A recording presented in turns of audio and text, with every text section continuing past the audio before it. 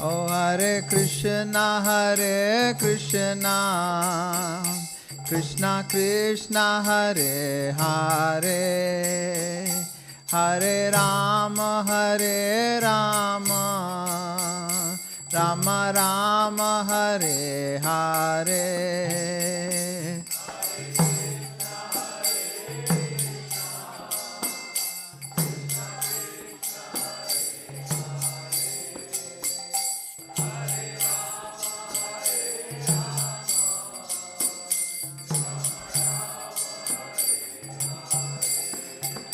Oh Hare Krishna, Krishna Krishna Hare Hare, Hare Rama, Rama Rama Hare Hare.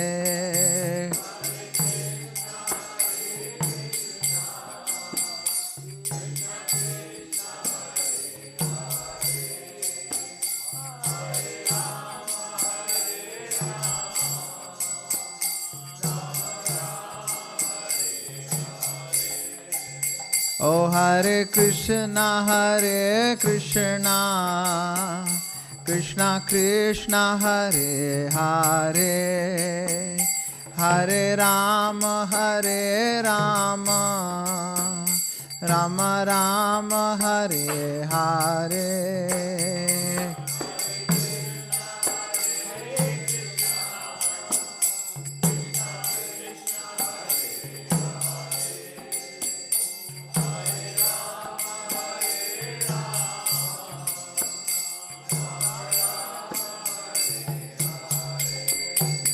Oh Hare Krishna, Krishna Krishna Hare Hare, Hare Rama, Rama Rama Hare Hare.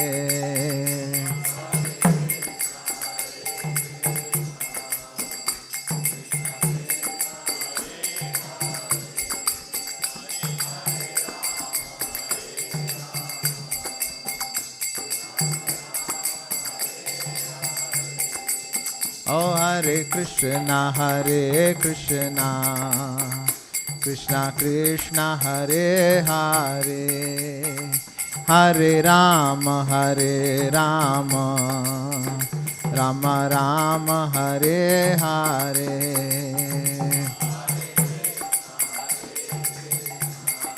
Haribol.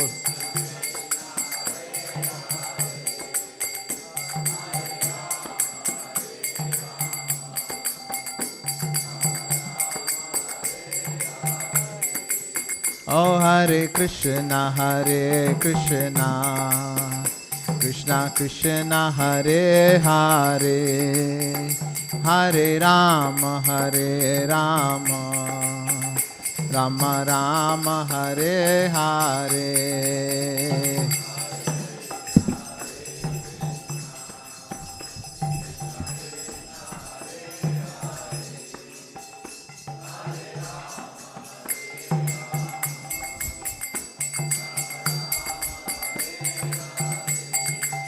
Oh Hare Krishna, Krishna Krishna Hare Hare, Hare Rama, Rama Rama Hare Hare.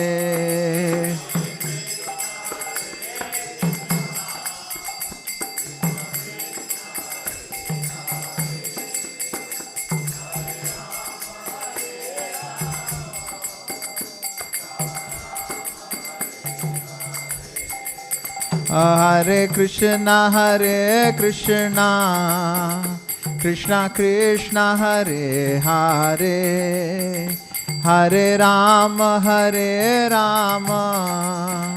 Rama Rama Hare Hare.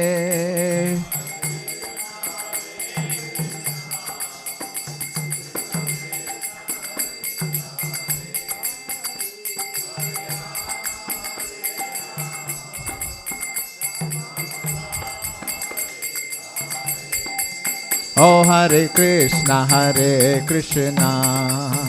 Krishna Krishna Hare Hare Hare Rama Rama Rama Hare Hare.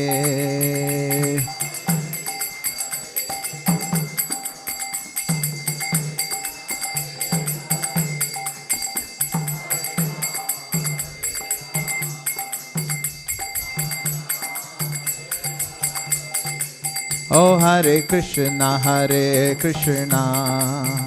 Krishna Krishna Hare Hare Hare Rama Rama Rama Hare Hare.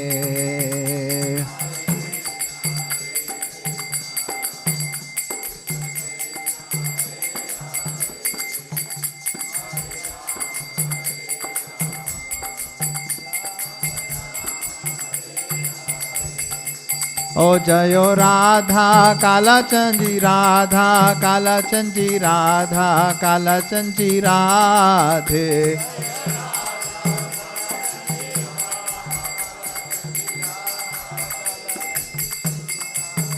Jayo Radha Govinda Radha Govinda Radhe.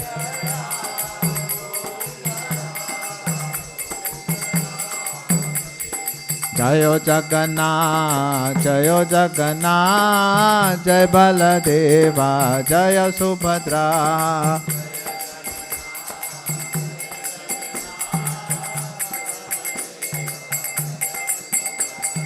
Jagannath Swami Nayana Pathagami Bhavatu me.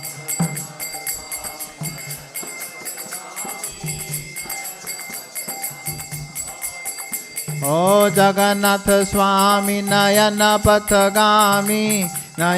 Pathagami Bhavatu me.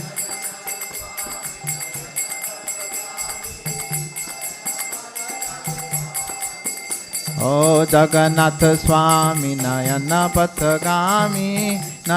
Pathagami Bhavatu me.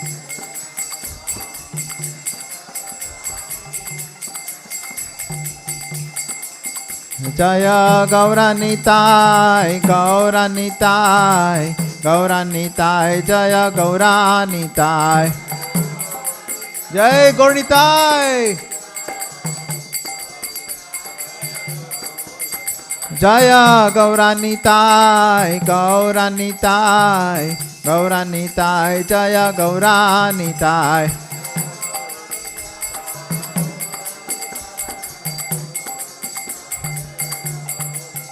Hare Krishna Krishna Krishna Hare Hare Hare Rama Rama Rama Hare Hare.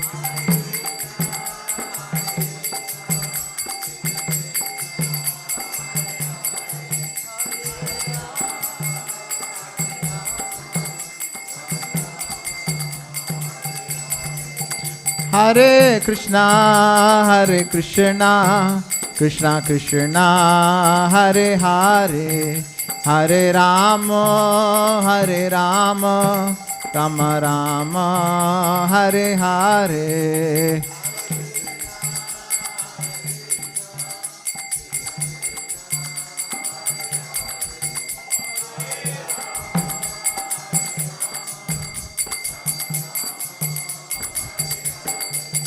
Jaya Prabhupada Srila Prabhupada. Jai Prabhupada. Jaya Gurudeva Srila Gurudeva.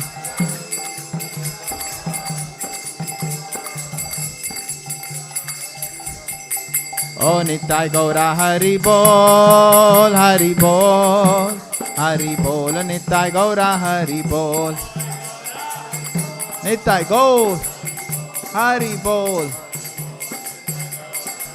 O Nitai Gaura Hari Bol, Hari Bol, Hari Bol, Nitai Gaura Hari Bol.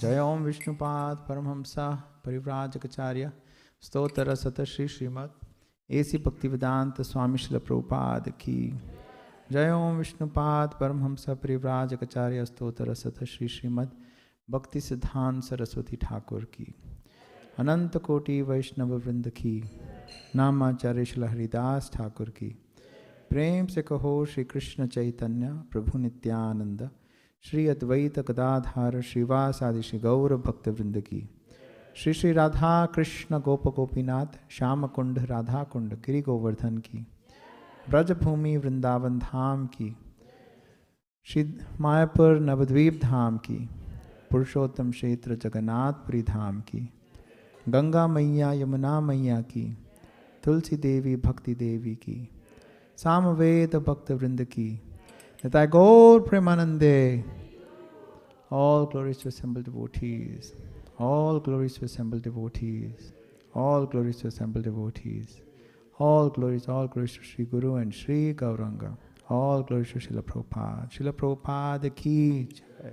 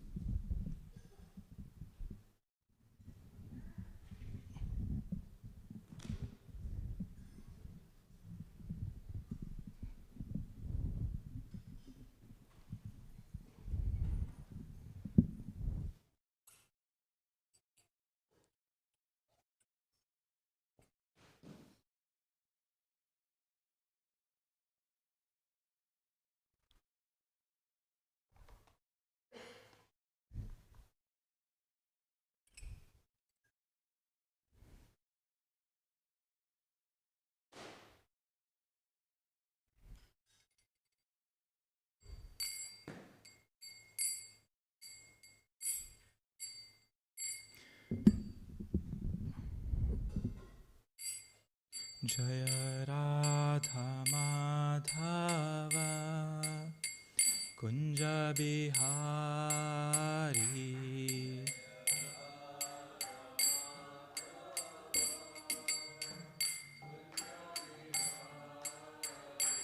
Jaya Radha Madhava Kunja Bihari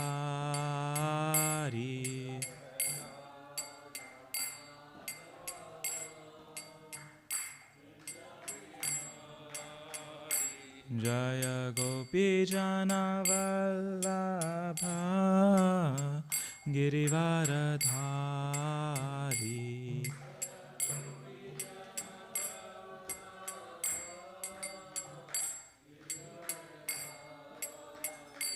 Jaya Gopi Jana Vallabha Girivaradhari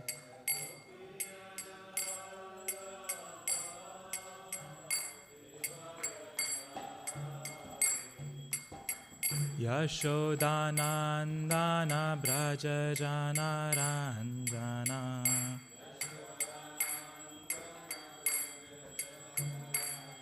Yashodanandana Braja Jana Ranjana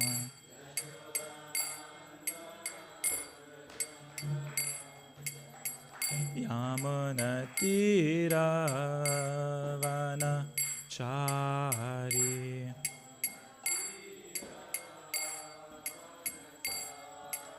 Yamunatira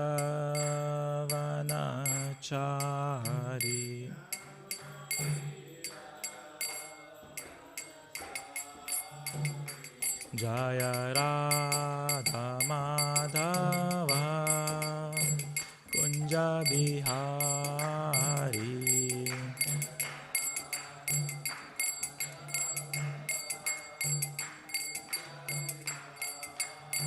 Jaya Radha Madhava Kunja Bihari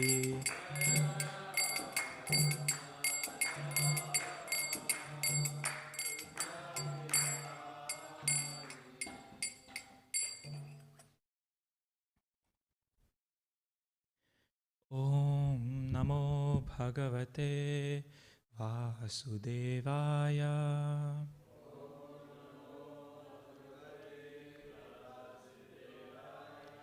Om Namo Bhagavate Vasudevaya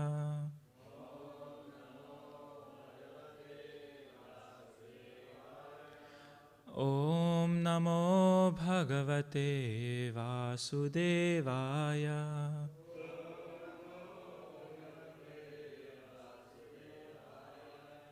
Please chant together.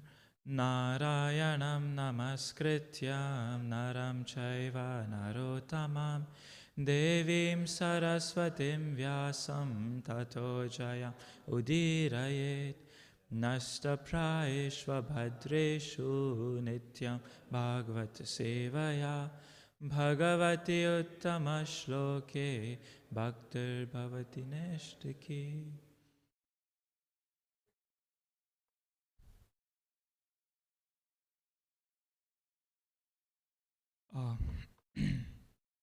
Hare Krishna, dear devotees.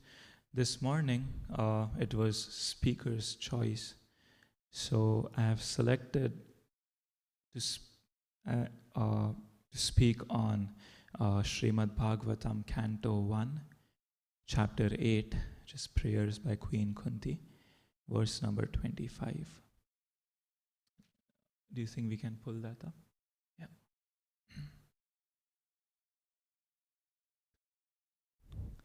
Vipada santu ta shashvat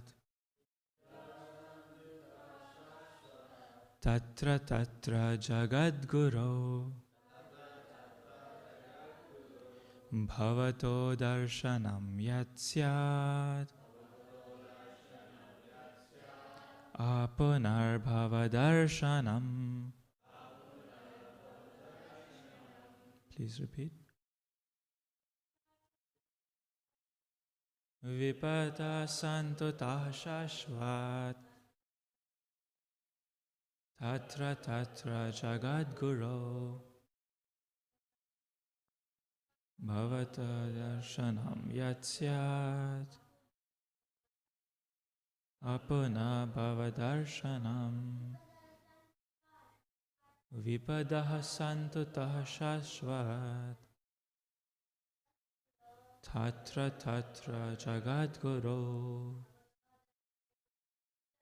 Bhavato darshanam sat Punarbhavadarshanam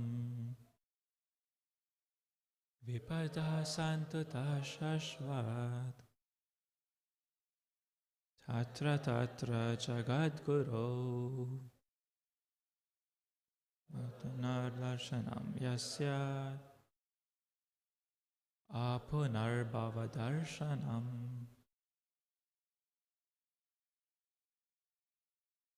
Synonyms together. Vipada calamities. Santu, let there be. Ta, all. Shashvat, again and again. Tatra, there. Tatra, and there. Jagat Guru, O Lord of the universe. Bhavata, your. Darshanam, meeting. Yat, that which. Syat, is. Apunaha, not again. Bhavadarshanam, seeing repetition of birth and death. Translation by Srila Prabhupada. I wish that all those calamities would happen again and again, so that we could see you again and again. For seeing you means that we will no longer see repeated births and deaths.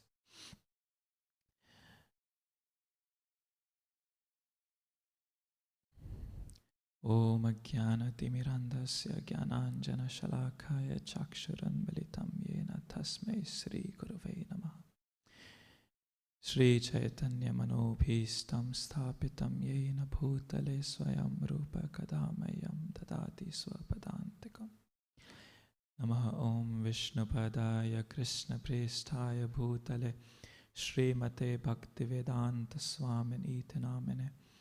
Namaste Saraswate Deve Gauravani Pracharine Nirvishesha Shunyavadi Paschatya Deshatarine Panchatattvatmakam Krishnam Bhaktarupasvarupakam Bhaktavataram Bhaktakyam Namami Bhakta Shaktikam. Jai Sri Krishna Chaitanya Prabhu Nityananda Shri Advaita Gadadhara Srivasadi Gaur Bhakta Vrinda.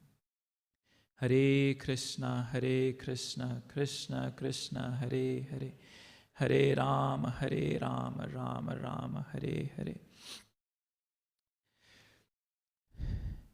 The reason I picked this verse is because right now in the world we are faced with so many calamities around us at the national level, international level. We are in the midst of multiple wars going on in the world among different countries, different groups, different identities. And then there are the calamities of hunger, poverty, disease, religious hatred, and so on. And so we are in the midst of so many calamities, and therefore this verse seemed very apt for discussion, because this verse and this purport talks about calamities and what should be the Vaishnava attitude towards calamities. As we are devotees, most people tend to take sides in this world. Most people have extreme opinions. Either they subscribe themselves either to one party or the other, one group to the other, one side of the conflict or the other. But then as devotees, we also have our opinions, we also have our choices to make, but also as aspiring devotees, as aspiring people of someone who is trying to develop higher consciousness, we should try to see what our acharyas like Mother Kunti here is trying to teach us, that how a devotee should view a calamity, how we should conduct ourselves, or how we should perceive difficult situations, challenging situations in life. It can be in our life, or it can be around us in someone else's life. So I will read the translation again, and then I will read the beautiful purport by Srila Prabhupada. He has given an amazing purport on this verse. So I will read the purport, and in between we will discuss. Translation once again. I wish that all those calamities would happen again and again, so that we could see you again and again. So Queen Kunti is speaking to Krishna. Krishna is leaving Hastinapur for Dwarka, and then Queen Kunti is offering prayers to Krishna, and she's saying, so that we can see you again and again, for seeing you means that we will no longer see repeated births and deaths. Purport by Srila Prabhupada. Generally, the distressed, the needy, the intelligent, and the inquisitive, who have performed some pious activities, worship or begin to worship the Lord. Can anyone think of a verse from Bhagavad Gita that this sentence corresponds with? Chaturvida Bhavat Bhajante Mam. Yes, it is 7:16 Bhagavad Gita. 4 types of people approach me, Krishna says. The distressed, the needy, who want something, material wealth usually. The intelligent or the inquisitive, who have performed some pious activities. In that verse, Chaturvida Bhajante Mam, I think Krishna says that even among those 4, someone who is, Prabhupada says here, who have performed some pious activities, worship or begin to worship the Lord. So among these 4, even those who have had some background, some baggage of pious activities, only they can surrender, only they can approach the Lord. Others who are thriving on misdeeds only, regardless of status, cannot approach the Supreme due to being misled by the illusory energy. Therefore, for a pious person, if there is some calamity, there is no other alternative than to take shelter of the lotus feet of the Lord. This is something we should always remember. For a pious person, and we all hope to be pious, not in the sense of karma kand, but pious in our lifestyle, pious in our approach to life. For a pious person, if there is some calamity, there is no other alternative than to take shelter of the lotus feet of the Lord. Constantly remembering the lotus feet of the Lord means preparing for liberation from birth and death. Therefore, even though there are so-called calamities, they are welcome because they give us an opportunity to remember the Lord, which means liberation. So, in the process of Sharanagati, the 6 steps or the 6 limbs of Sharanagati, surrender to Krishna, the first 2 are, does anyone remember the first 2? Sharanagati.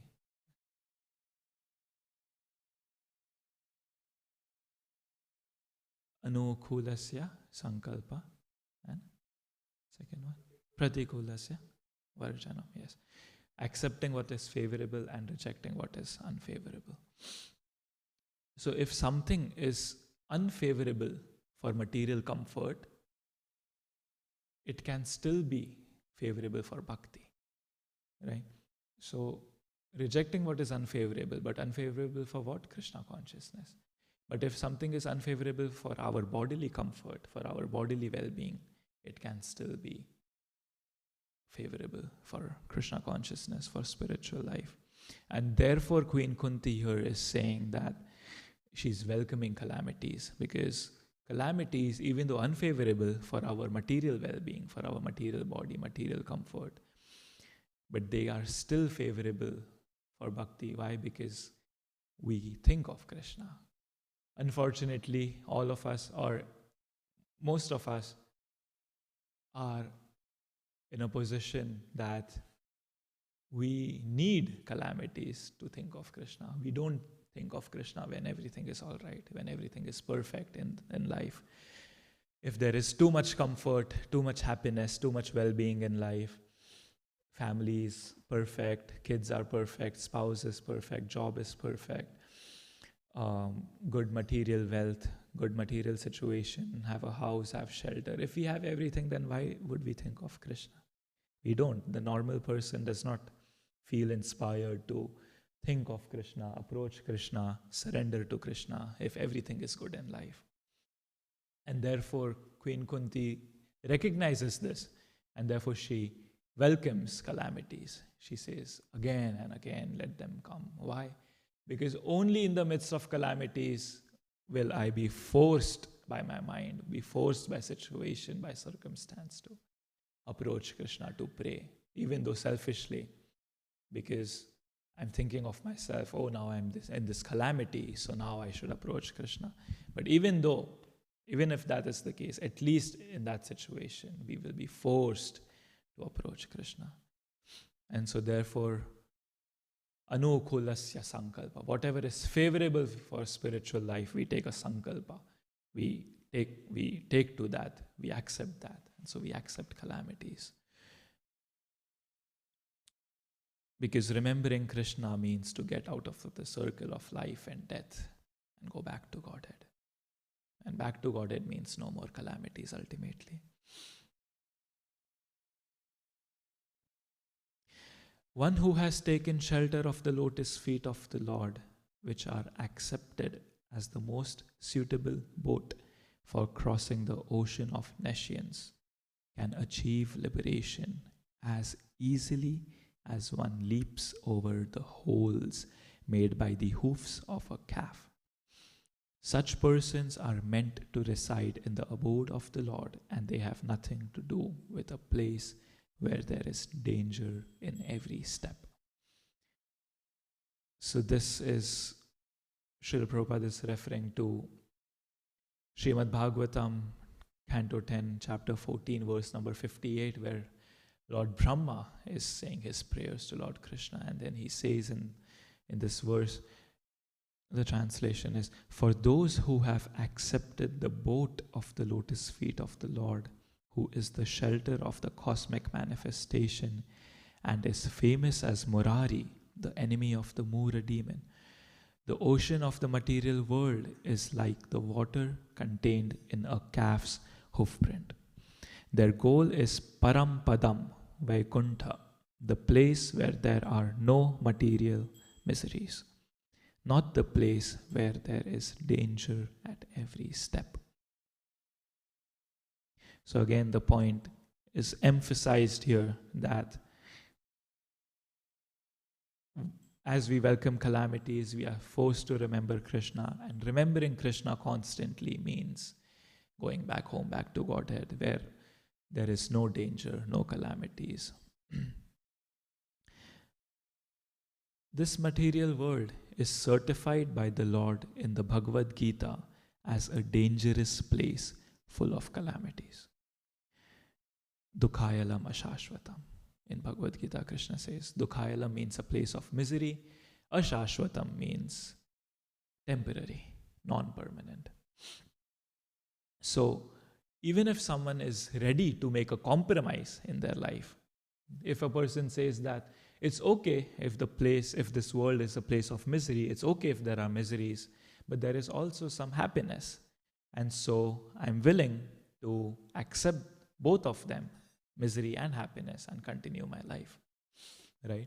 Many people can give that argument that, okay, yes, there is sadness in this world, there is miseries, but then there's also so much pleasure, there's also so much happiness that we get from different things. So then why not accept both and continue our life here? What's the need to go back home, back to the spiritual world? But even in this case, then Krishna says, Ashashvatam. Dukhayalam is only one aspect, place of misery, but Ashashvatam, it is temporary.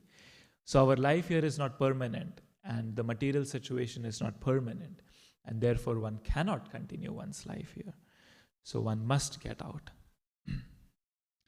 Less intelligent persons prepare plans to adjust to those calamities without knowing that the nature of this place is itself full of calamities. Srila Prabhupada says that materialistic people try to make this world sukhayalam instead of dukhayalam. Forcibly try to make this a place of happiness, but it's not possible. Why is it not possible? Prahlad Maharaj says in Canto 7, Chapter 9, 17, in his prayers to Narsingadev, Prahlad Maharaj says,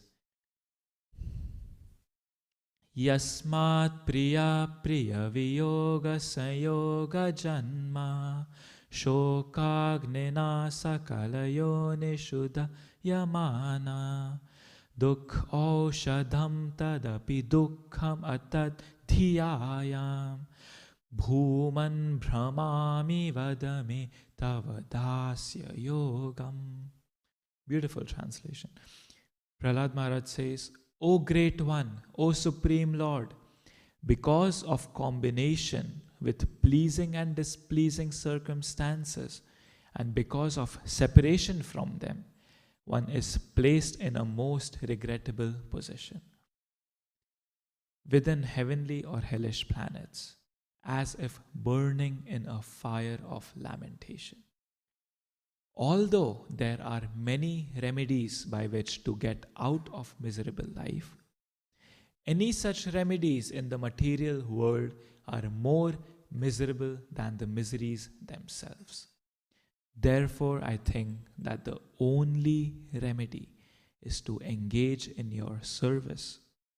Kindly instruct me in such service.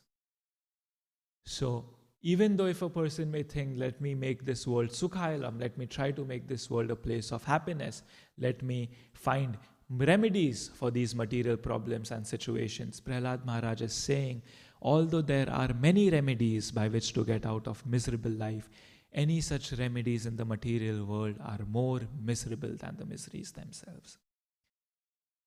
Any material solution we make to a material problem becomes a problem in itself.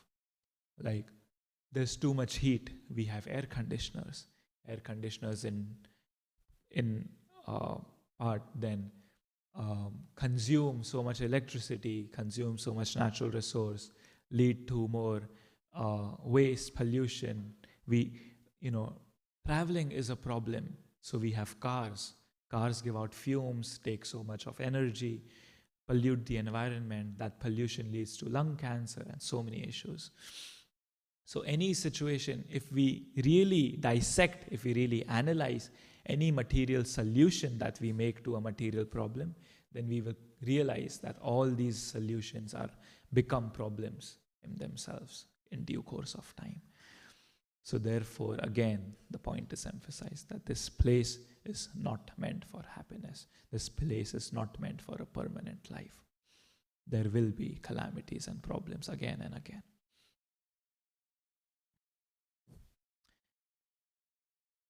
Less intelligent persons prepare plans to adjust to those calamities without knowing that the nature of this place is itself full of calamities. They have no information of the abode of the Lord, which is full of bliss and without trace of calamity.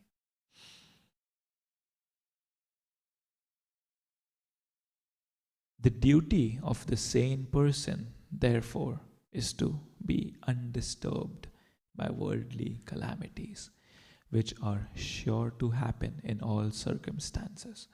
Suffering all sorts of unavoidable misfortunes, one should make progress in spiritual realization, because that is the mission of human life. This is very important.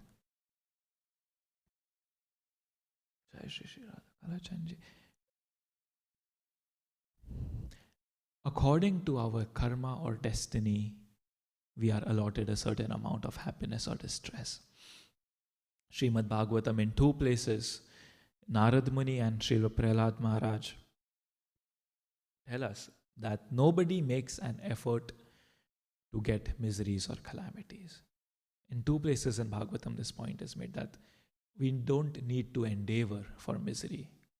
No one goes and welcomes or puts themselves willingly in a position where there will be a misery or calamity. It comes, right? Life happens and things happen in your life which are painful.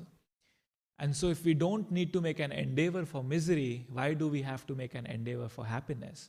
Because it is the same, it's a different side of the same coin.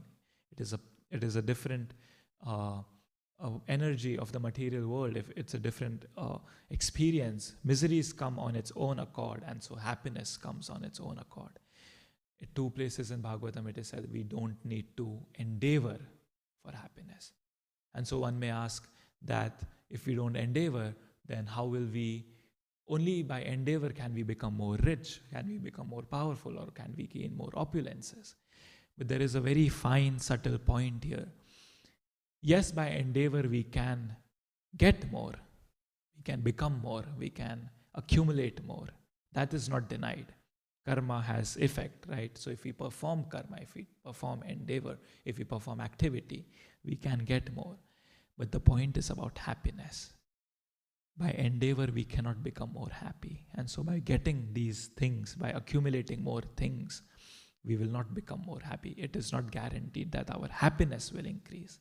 Yes, our material situation can improve, but the level of happiness, bliss we feel will not increase.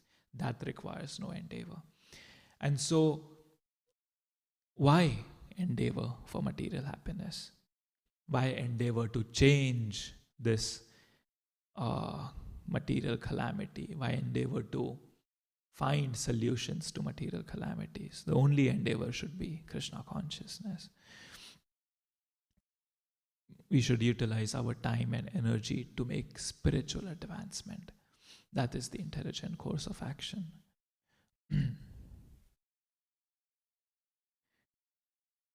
And Srila Rupa Goswami in Nectar of Devotion, he describes 6 symptoms of devotional service, pure bhakti, of pure devotional service. And the first 2 are that even in the beginning stages, one feels happiness. And second is auspiciousness. So it is not that we have to wait to become a pure devotee. Many devotees have this concept that one day, with time, after going through the processes of bhakti, going through the stages of bhakti, one day I will attain that bliss. And then till that time I will be miserable. But that is not true. Rupa Goswami says that even in the beginning stages of bhakti, bliss can be felt if we perform devotional service properly. Even in the beginning stages, it is possible. The spirit soul is transcendental to all material calamities. Therefore, the so-called calamities are called false. Prabhupada said that the position of the jiva in the material world is like a drop of oil in water. So even though the oil is in water, but it does not mix with the water. It does not submerge in water. And so the jiva is in the material world, but the material world cannot touch the jiva. And so all these calamities and miseries do not touch us, the soul. They can never touch the soul. They only deal with this body, but the soul is always in a state of bliss. A man may see a tiger swallowing him in a dream, and he may cry for this calamity. Actually, there is no tiger and there is no suffering. It is simply a case of dreams. In the same way, all calamities of life are said to be dreams. Prabhupada said that at night, the way we see dreams, even this day experience is another dream. And so I was thinking that we should introspect that. Let's say an average person sleeps for 8 hours. And whatever they dream in those 8 hours, Jai Shri Shikhala Chandji. An average person sleeps for 8 hours, and whatever dreams they see in those 8 hours, they don't take that seriously. When we wake up, we are not attached, we are not lamenting. Maybe if we see something for a few minutes, we may think about it if we see something impactful in our dreams. But whatever dreams we see at night, we just let it go. We don't take it seriously. So then why do we take the rest 16 hours of our life so seriously? Why do we lament so much? Why do we get so attached to what happens in the 16 hours of daydream if we don't take seriously the 8 hours of night dream? That is what Prabhupada is saying. It's all a dream. The material existence in this world of the jiva itself is compared to a dream. It's compared to a nightmare.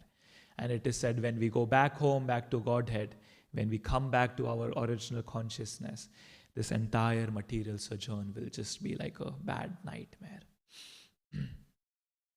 If somebody is lucky enough to get in contact with the Lord by devotional service, it is all gain. Contact with the Lord by any one of the 9 devotional services is always a forward step on the path going back home, back to Godhead. So, if a calamity brings us in contact with the Lord, then that is gain. Prabhupada says that is auspicious, that is beneficial for us. And so this is the a devotee's attitude towards calamities. We don't deject or we don't hate calamities. We don't be depressed by our situation.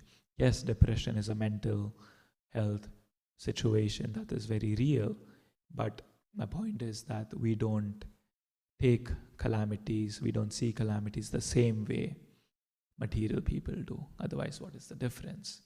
We don't beat ourselves, beat our fortune, our misfortune. We don't blame providence.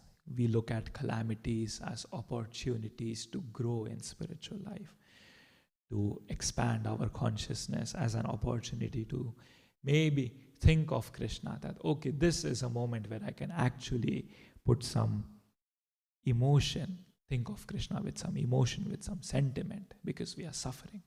And I think most of us have this experience that when we are suffering, it is easy to think of Krishna with some heart, with some emotion. It is easy to call out to Krishna. It is easy to chant with some attention if we have some disturbing situation in life. And so it seems very difficult to do. It is very difficult to do. But it is an aspiration as aspiring devotees that we may be able to welcome calamities if they come in our life and be able to turn our face to Krishna. Because in doing that, only we have some hope of some spiritual advancement. Thank you very much, dear devotees. We will end here. Thank you for listening so patiently and attentively. Are there any questions or comments before we wrap up? Yes.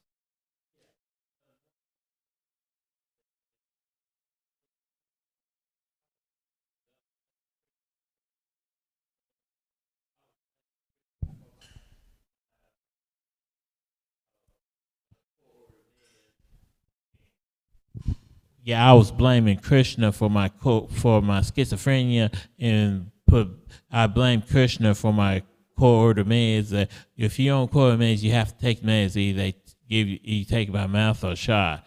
That's why I got so mad at Krishna. I cursed Krishna out, saying, you know, you think the Yamadas will get me for cursing Krishna out for being on core meds in the mental hospital? You think the Yamadas will get me? I'm sorry, can you repeat that? Do you think the Yamadutas will get me for cursing Krishna out being in the mental hospital, especially being on core meds? You have to take your med. You take it by mouth or shot. I was cursing Krishna out. You think the Yamadutas will get me? No. No, because you are here right now, and you don't hate Krishna. Mm-mm. You don't hate Krishna. And even in that terrible situation, you were at least able to think of Krishna. So, and now you are trying to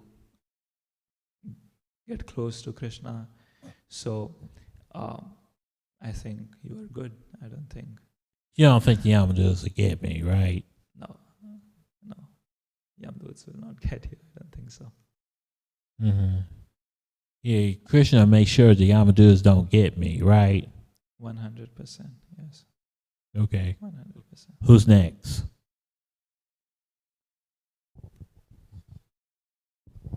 Thank you so much for the nice class, Prabhu.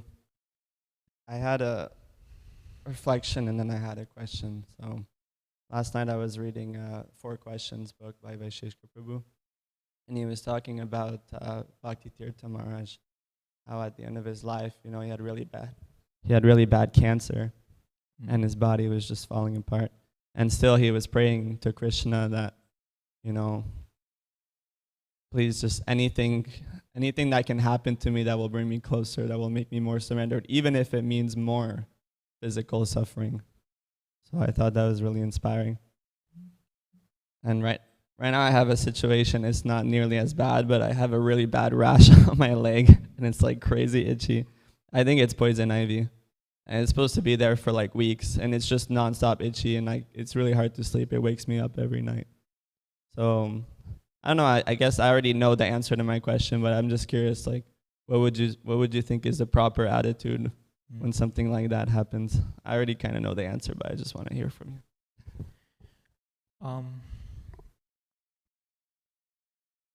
I think the way what I've understood from devotees, from Prabhupada, and from listening is that we are not impractical, right? It's not that we don't try to fix or don't try to treat ourselves in case of some bodily misery. So if we are sick, we take medicine. If there is a wound, we try to heal it. So we do that because Krishna has provided the facility to do that. So we do that, but we don't rely on that solely.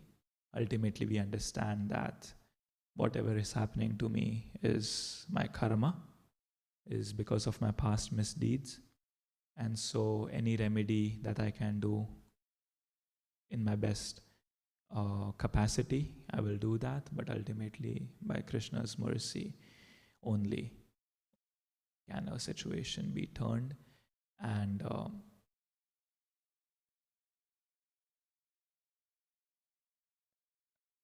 I think we do get disturbed, like a poison ivy rash. It disturbs you. It bothers you, annoys you, definitely. We are human, it happens. But then we try to, I think, with time, we just gradually try to come to the right consciousness about it, that, any small or big ailment is ultimately a karmic reaction.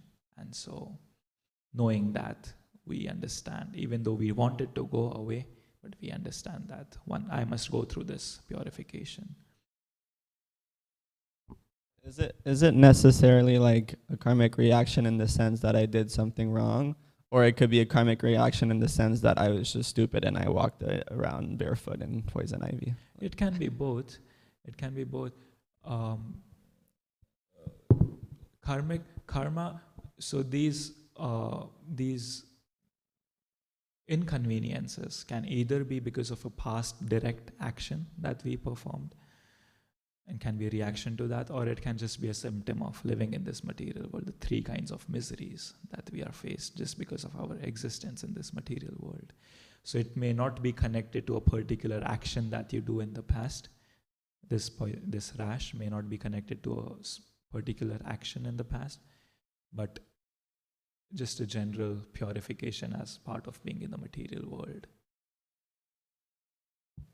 Could it be even Krishna stepping in to help me detach from the body and realize this place is full of miseries? Yes, that is the right devotee mindset, to think that whatever is happening to me, whatever bad is happening to me, is my responsibility, is my doing, and then it is Krishna's mercy also that by His mercy am I being purified so that I can become detached, I can come closer to Him. And devotees also think that whatever bad is happening to me has been reduced by the mercy of Krishna. Thank you very much.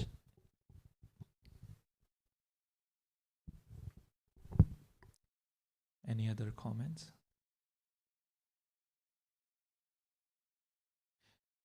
If not, we will wrap up. Thank you very much. Hare Krishna. Srila Prabhupada ki jai. Shri Shri Radha Kala Chanji ki